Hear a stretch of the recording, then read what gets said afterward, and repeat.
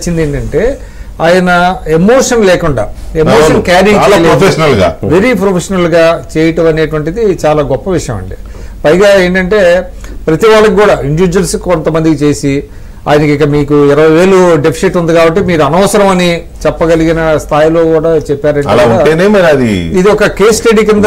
అంటే ఫ్యూచర్ లో కూడా నేను అనుకోవటం ఈ సర్వేలు చేసేటువంటి సంస్థలన్నింటిలో కూడా ఒక ఐ ఓపెనర్ చేయించుకునే వాళ్ళకి చేసే వాళ్ళకి కూడా. కాబట్టి ఒక శాస్త్రీయత ఎంతవరకు శాస్త్రీయత ఉంది, ఏ విధమైనటువంటి శాస్త్రీయత వాళ్ళు చేశారనేటువంటిది చూడాల్సిన అవసరం ఉంటుంది. భాను గారు మీకేమనిపిస్తుంది కేకే గారి సర్వే మీద? నెక్స్ట్ టైం అందరూ కేకేని కలవరిస్తారని చెప్పి అనిపిస్తాను. కేకేని ఎట్లా కలవరిస్తారు, కలుస్తారు అదే ఉంటాయిలే. ఇంత పర్ఫెక్ట్ గా 161 అంటే దాదాపు 160కి వచ్చేసాయి ఇప్పుడు మనం.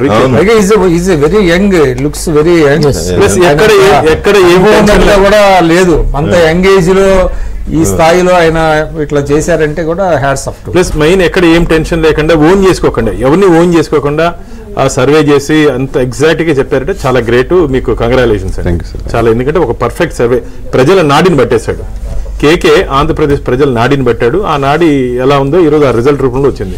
మేము కూడా ఆశ్చర్యపోతున్నాం. నేను అనేది నాడిని చాలా మంది పెట్టారు, పర్ఫెక్ట్ పెట్టాడు. 110 ఒకళ్ళు, 120 ఒకళ్ళు, ఇట్లా అధికారం వస్తుంది కూటమికి. చంద్రబాబు నాయుడు మళ్ళీ ముఖ్యమంత్రి అవుతాడు, ఇది ఓకే. దీంట్లో పెద్ద విచిత్రం ఏం లేదు. నాకు తెలిసి కేకే చెప్పినా లేకపోతే ఓకే. బట్ అంత పర్ఫెక్ట్ గా 161 అనే దాన్ని నేను ఇంకా డైజెస్ట్ చేసుకోలేదు నేను.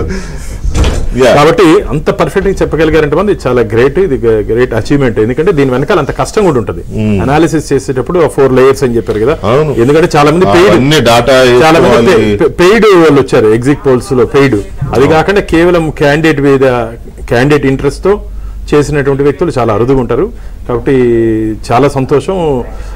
ఆంధ్రప్రదేశ్ ప్రజలకు ప్రత్యేకంగా అవన్నీ ఇప్పుడే మీరు బ్రేక్ లో నాకు చాలా ఫోన్లు వచ్చాయి. అన్న వెంకటేశ్వర స్వామిని ఈ ఓటు వెంకటేశ్వర స్వామి ఓడిచ్చేశాడు అంటున్నారు. వెంకటేశ్వర స్వామి అంటే వెంకటేశ్వర నంబర్ 7 అనేది ఒకటి బాగా తిరుగుతుంది తన సర్వేలో నంబర్స్. నేను అడిగాను ఏంటి 7 అంటే అప్పుడు చెబుతూ తను మళ్ళీ చెప్పండి ఒకసారి. నంబర్స్ ఒకటి చెప్పేశాక సార్ ఒక ఆయన ఎవరు నాకు ఆయన పంపించారు. ఆ వెంకటేశ్వర స్వామి దేవాలయం మీరు చెప్పిన రావాలంటే మీరు చెప్పిన ఎలా ఉంటాయని చెప్పారు. మీరు బీజేపీకి 7 అన్నారు కదండి, 7 7 14 అన్నారు కదా. వైఎస్ఆర్సీపీకి 7 14 వచ్చింది. మీరు 7-3-21 జనసేనకి అన్నారు కదా, జనసేనకి 133 అన్నారు కదా. 7-19 ప్లస్ 3 + 3 ఒకటే 7. నేను వెంకటేశ్వర స్వామి కొలుస్తాను. ఆ వెంకటేశ్వర స్వామి దయ వల్ల మీరు అనుకున్న జరగాలి. దోచే ప్రయత్నం చేశారు. దోచే ప్రయత్నం వెంకటేశ్వర స్వామి మీద కన్నేశారు కాబట్టి మసి అయిపోయినారు అసలు. కాబట్టి భవిష్యత్తులో ఎవరు భగవంతుడి జోలితో పెట్టుకోవద్దండి. భగవంతుడి జోలితో పెట్టుకుంటే ఇదే పనిష్మెంట్. ప్రజల జోలికి అసలు పోవద్దండి. రైట్. రామచంద్రారెడ్డి గారు, మీరు తెలంగాణ అయినా కూడా ఇలాంటి సర్వే ఎప్పుడైనా చూసారా? నేను దానికి ముందు ఒకటి చెప్పాలనుకుంటున్నాను. చెప్పండి. పొద్దున్నే నేను టీవీ ఛానల్లో బయలుదేరేటప్పుడు ఒక ప్రముఖ వ్యక్తి ఇంటర్వ్యూ చూస్తున్నా. ఆ ఇంటర్వ్యూలో అడిగారు ఎవరు ఈ సర్వేలు ఇది ఇట్లా చెప్పింది, ఈ సర్వే ఇట్లా చెప్పింది.